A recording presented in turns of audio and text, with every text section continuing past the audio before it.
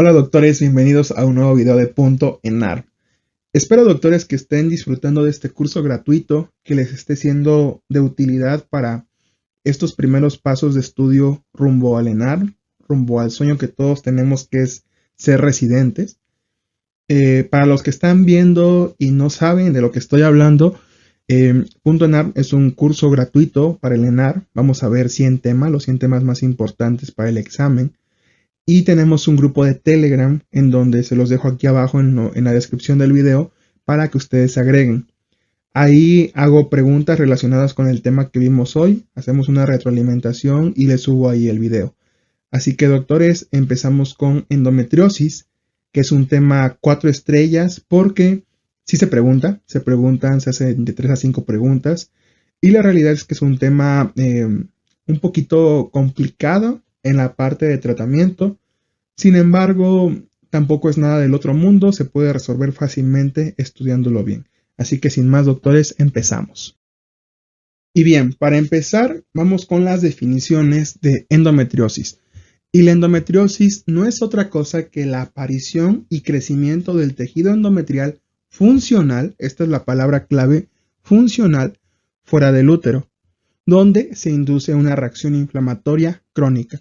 Y con esta definición ya podemos empezar a entender la patología. Imagínense que el endometrio, cuando descama, pues sangra, ¿no? Es la menstruación como tal. Ahora que se vaya a implantar en lados donde no tiene que haber tejido endometrial, como lo es el ovario, el peritoneo, obviamente va a causar mucho dolor cuando eso suceda. La etiología. Existen teorías de cómo es que surge el tejido endometrial en otros lados. Son principalmente 4 teorías. La que quiero que se aprendan porque se preguntan es la de la menstruación retrógrada, que es la teoría de Sampson. Acuérdense de los Simpson, Sampson. ¿Qué nos dice esta teoría? Bueno, que cuando hay una menstruación, el tejido endometrial, en vez de evacuarse, regresa a la cavidad uterina. También se le conoce como teoría anterógrada. Entonces se regresa a la cavidad uterina y pues busca distintos sitios de implantación y crece. Y ocurre lo que ya habíamos comentado, que es la reacción inflamatoria crónica. Otra teoría que también se llega a preguntar, aunque de menor manera, la metaplasia del epitelio celómico, que es la teoría de Meyer, y la de diseminación aberrante de células vasculares o linfática, que es la de Alban. Sí recomiendo, doctores, que se memoricen estas 3 porque se las pueden preguntar. Así que, doctores, empezamos con el primer caso clínico. En la dinámica con los casos clínicos, a veces se los voy a poner al principio del caso y a veces al final, dependiendo la utilidad que yo crea conveniente. Así que, pues, empezamos con este caso clínico, que es un femenino de 25 años que es referida por su médico familiar por dismenorrea. Es ciclo menstrual irregular, paciente refiere 2 años sin método de planificación familiar sin conseguir el embarazo. Exploración física, dolor a la movilización del cuello uterino. Y en este momento que nosotros ya vimos síndrome de ovario poliquístico y vimos EPI, nos suenan 2 datos similares. El primero, que la paciente tiene esterilidad o infertilidad, ¿va? Porque ya tiene 2 años sin método de planificación familiar y no consigue el embarazo. Y con enfermedad pélvica inflamatoria, el dolor a la movilización del cuello uterino, ¿va? Entonces, podríamos pensar en cualquiera de esas 2 patologías porque incluso aquí nos están poniendo EPI como una opción, una enfermedad pélvica inflamatoria. Sin embargo, en esta patología tiene una triada, que más adelante vamos a ver. Pero hay que descartar una enfermedad pélvica inflamatoria primero porque yo les había dicho, si les ponen dolor a la movilización del cuello uterino, piensen en EPI. Sí, siempre y cuando sea un cuadro agudo. Esta paciente ya fue referida por su médico familiar y tiene un ciclo menstrual irregular. En ningún momento tiene secreciones, en ningún momento tiene fiebre, así que hay que descartar una EPI.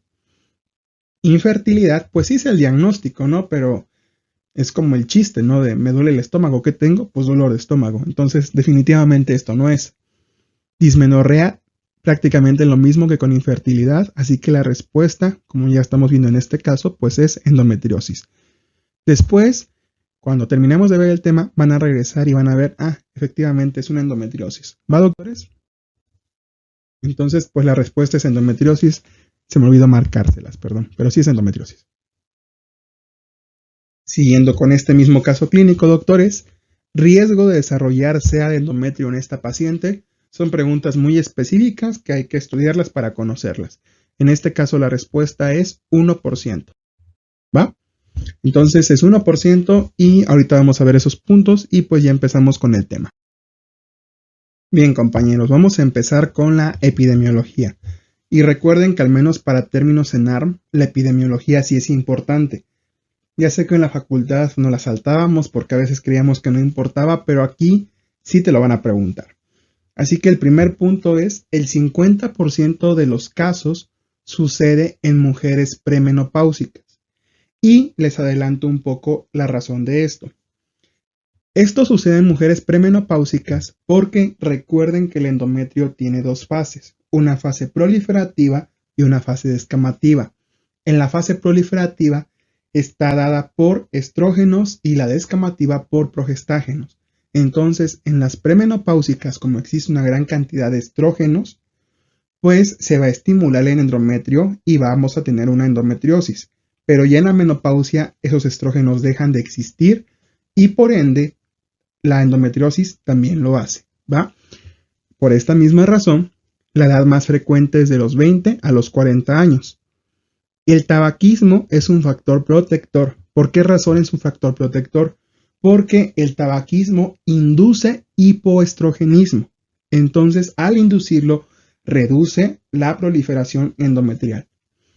Se habla de que el 7 al 10% de la población general lo va a padecer, una epidemiología o incidencia, mejor dicho, similar a la del síndrome de ovario poliquístico, que es ahí el 7%. Y yo en lo personal soy medio hipocondríaco. A veces estoy leyendo alguna patología y pienso que la tengo. Creo que por eso me gusta ginecología, porque no me siento identificado con ninguna.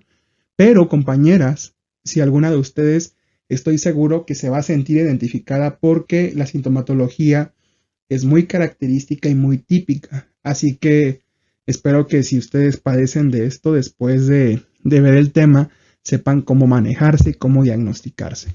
¿Va? Se habla de que el 20 al 50% de personas con endometriosis son infértiles y del 15 al 30% de los infértiles, tienen endometriosis. Factores de riesgo, estados de hiperestrogenismo, ¿va? Por lo que les comentaba, todo lo que tenga que ver con una exposición estrogénica más alta va a ser un factor de riesgo, como cuáles, alteraciones menstruales, como oligoovulación, menarca temprana, menopausia tardía, nuliparidad, todos esos estados que hacen que la mujer esté reglando mucho tiempo y por ende esté expuesta a estrógenos, va a generar un problema de endometriosis o, como lo veremos más adelante, de hiperplasia endometrial y de cáncer endometrial, ¿va? ¿Qué factor protector tenemos? Las progestinas, ¿va? ¿Por qué las progestinas o progestágenos? Porque esta, como les dije, induce la descamación endometrial. Así que de esta manera vamos a disminuir la sintomatología. E incluso son tratamiento para la endometriosis, ¿va? Y lo que ya habíamos hablado, el tabaquismo, porque también produce un hipoestrogenismo.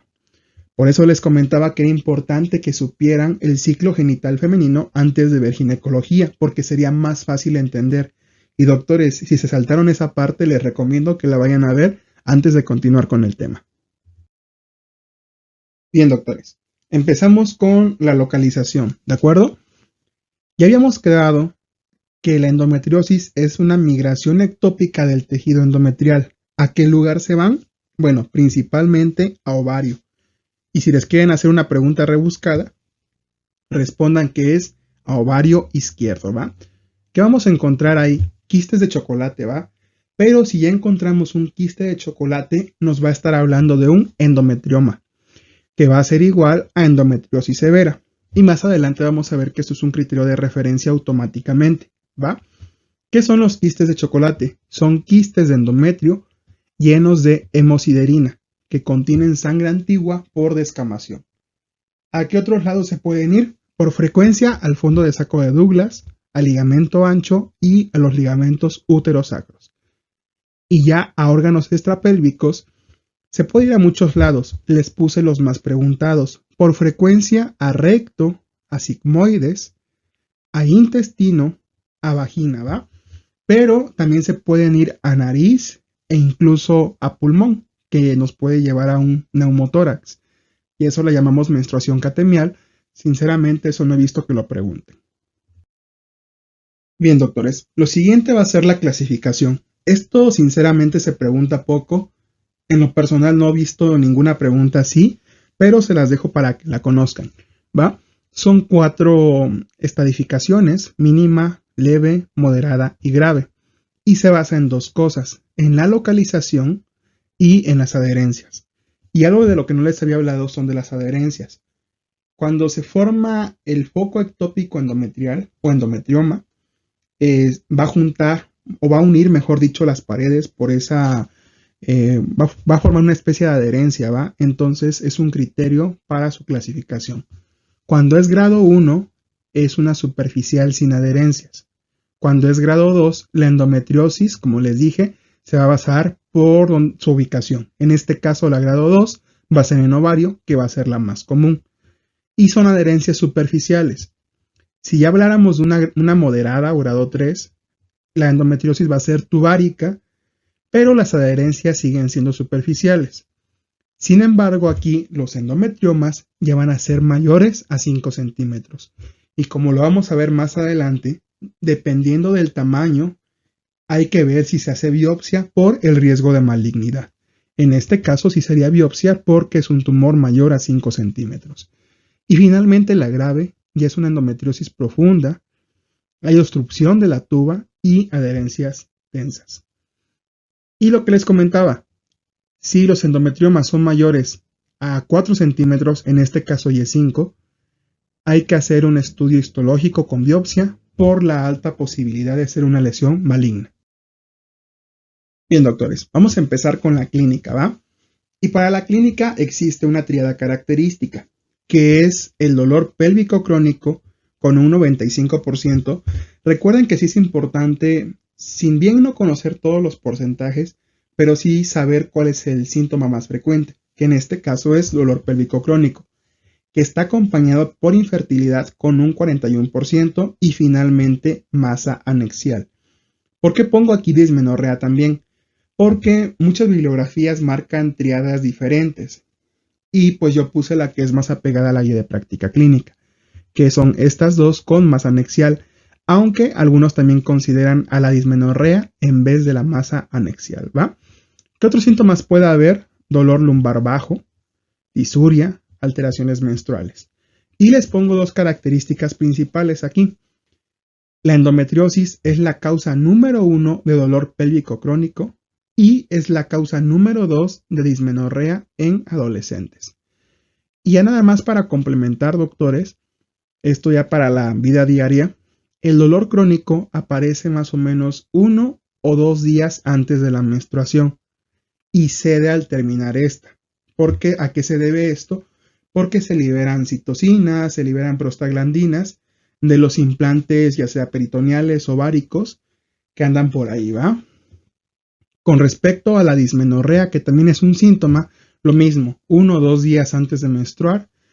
Y finalmente la parte de la infertilidad se debe a que se intervienen en los mecanismos de ovulación, ¿va? Aparte de las adherencias, es lo que genera la infertilidad.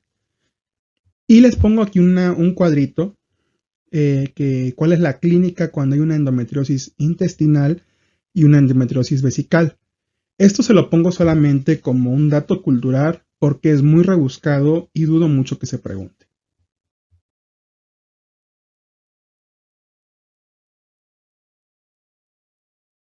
Perdón por esos 5 segundos de golpeteo, pero es que no podía pasar la diapositiva. Bueno, vamos a empezar con la exploración física, ¿va? Esta se recomienda realizar durante la menstruación. ¿Por qué razón? Porque los nódulos que están infiltrados en los ligamentos, si es que los hay, se van a ver mejor en esta etapa. Entonces la menstruación es la etapa en donde mejor se ven estos focos endometriósicos, ¿va? ¿Qué podemos encontrar en la exploración física? En primer lugar, dolor pélvico a la exploración bimanual. Vamos a encontrar un útero fijo, ovarios aumentados de tamaño, obviamente en caso de que estén afectados, y ligamentos úterosacrodolorosos, precisamente por la implantación que existe. Algo que ya les comentaba en el caso clínico es que el dolor pélvico a la movilización, yo digo que es característica de la EPI, pero también se puede presentar en estos pacientes.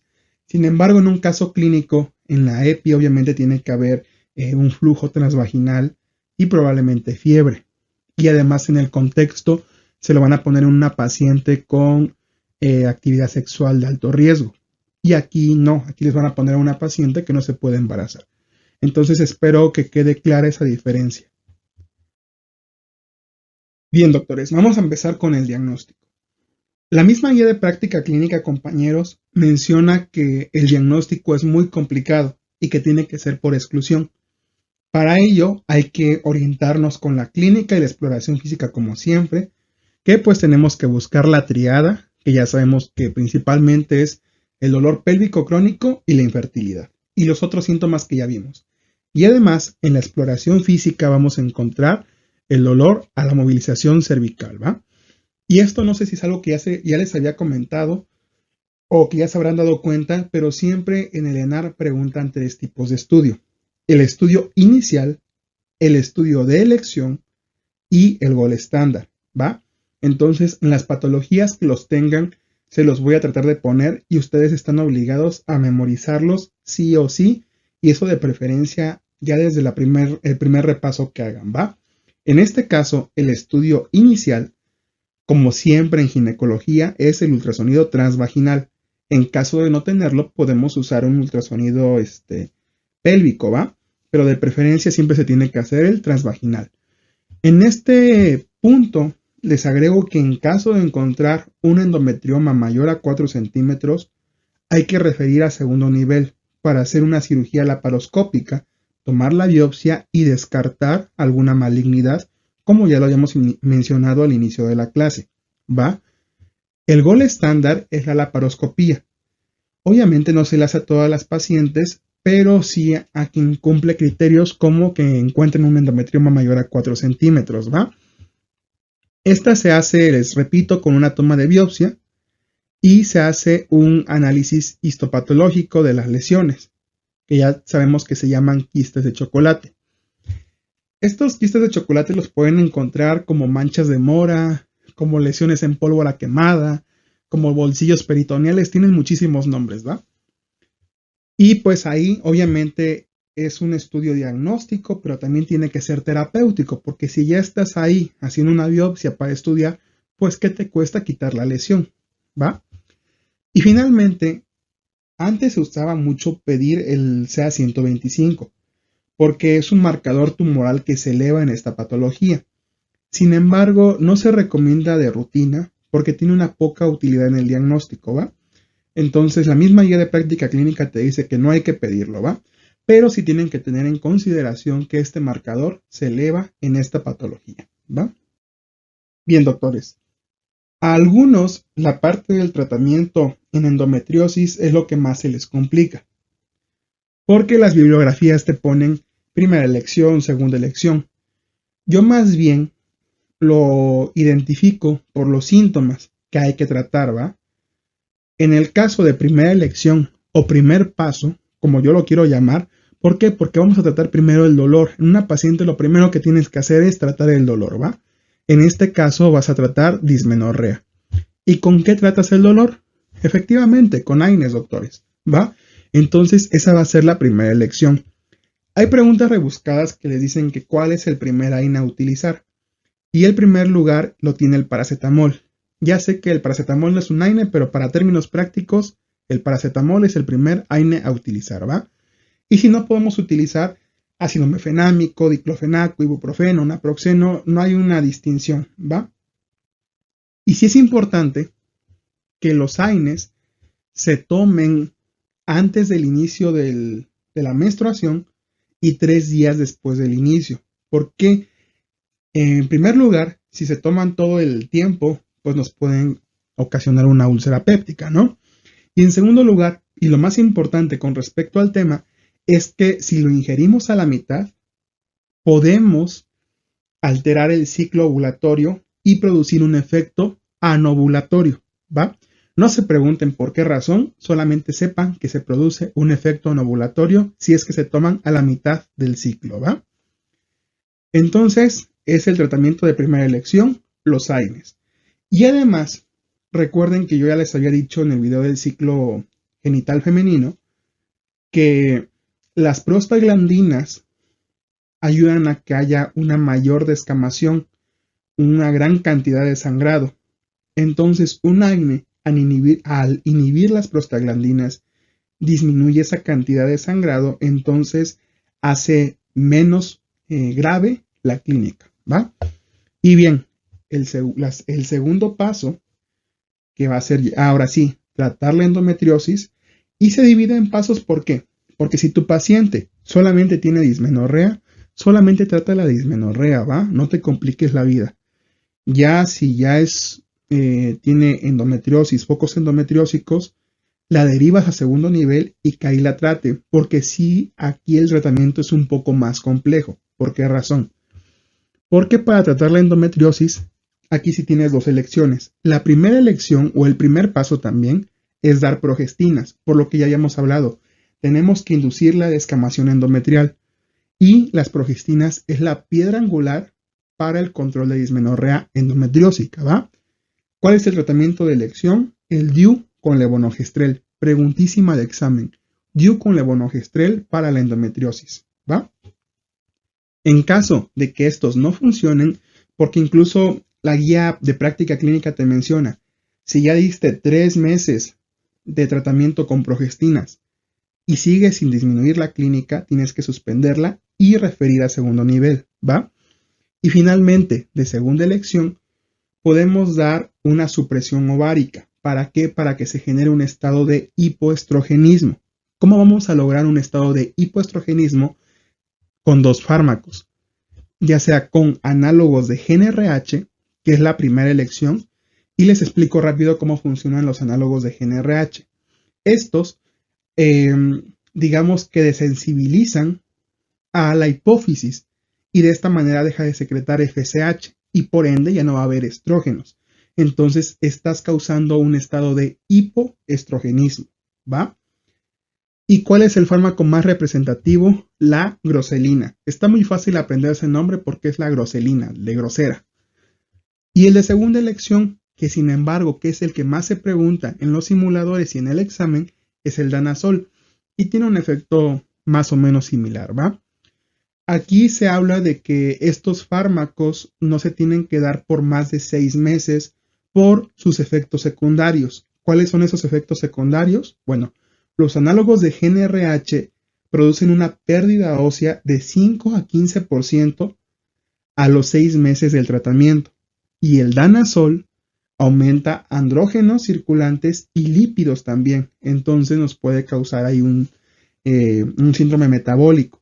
Entonces, como les digo, esto lo tienen que manejar ya a segundo nivel, pero sí es importante que conozcan, ¿va? Y aquí les pongo finalmente que también se tienen que indicar anticonceptivos como estrógenos para evitar el hipoestrogenismo. Obviamente son ya estrógenos en liberación trifásica y ya los tienen que manejar un especialista o subespecialista, pero eso es ya para casos muy avanzados. Así que en resumen, doctores, porque ya me tardé mucho en esta diapositiva, primera elección, a tratar el dolor. ¿Con qué? Con paracetamol. Si no funcionas, ya escalas con otro AINE. De segunda elección, tratas la endometriosis. ¿Con qué? Con DIU con levonorgestrel. Si no te funciona esto, tratas con danazol para provocar un estado de hipoestrogenismo. Y como les digo, doctores, hay que tratar los síntomas. Ya tratamos la dismenorrea, ya tratamos el dolor, vamos a tratar la infertilidad, ¿va? ¿Cuál es el tratamiento de infertilidad? El de elección va a ser la ablación de las lesiones endometriales y las adherencias, obviamente vía laparoscópica, y esta opción la vamos a dejar para endometriosis mínima o leve, ¿va? Ya para casos moderados o severos podemos utilizar estimulación ovárica o inseminación intrauterina, y ya en casos severos, fecundación in vitro, ¿de acuerdo? Y en caso de que existan endometriomas ováricos, hay que hacer una escisión quirúrgica de estos cuando sean mayores a 3 centímetros. Y como les decía, la parte del tratamiento sí es algo compleja porque ya vimos los dos pasos que hay que hacer, el tratamiento de la infertilidad. Ahora vamos con el tratamiento quirúrgico.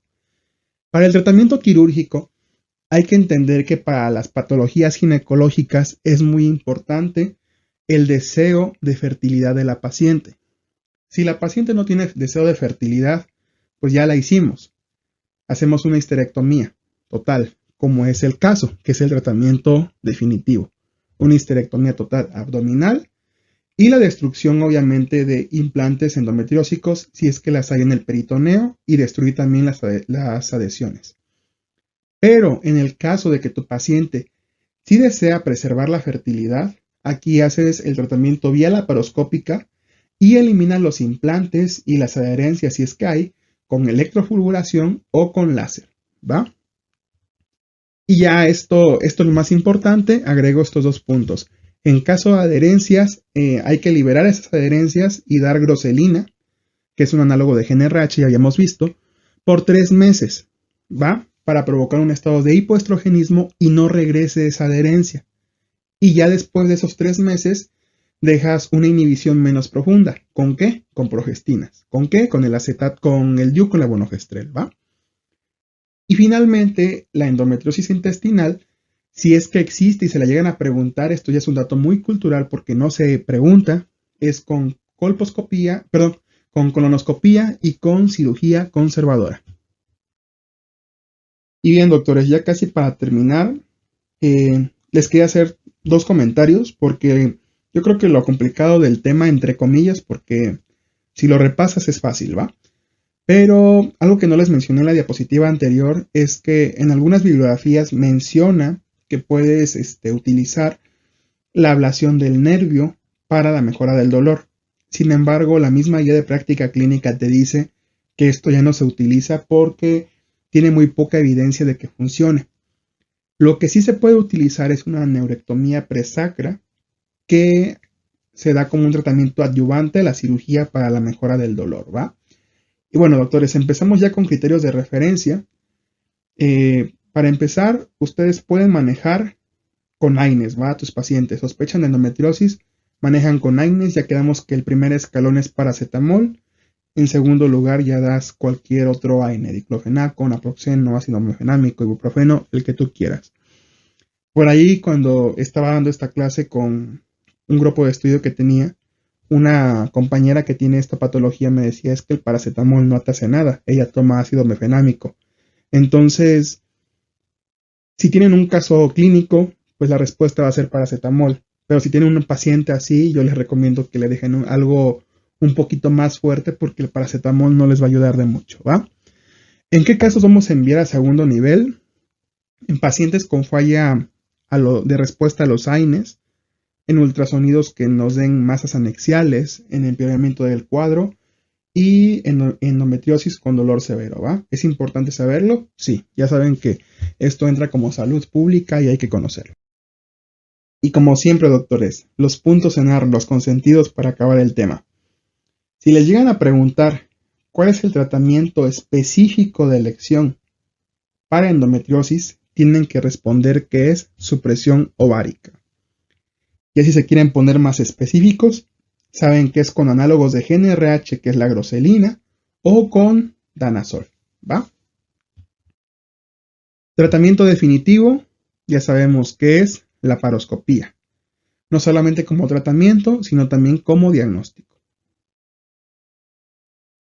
El dolor es causado por inflamación crónica e irritación peritoneal y adherencias. Esto por los focos endometriósicos que migran, porque va a haber algunas preguntas que les hagan. ¿A qué se debe el dolor de la endometriosis? Van a responder que es por inflamación crónica e irritación peritoneal, ¿va? La localización tiene que ir de memoria a esto. En primer lugar, ovarios, el izquierdo si quieren ser específicos. En segundo lugar, el ligamento ancho. Y en tercer lugar, úteros sacros. Y ya en sitios extrapélvicos, ahí las preguntas rebuscadas que hacen en sigmoides, en nariz y en pulmón. Y bien, doctores, con esto terminamos el tema de endometriosis. Nos estamos viendo.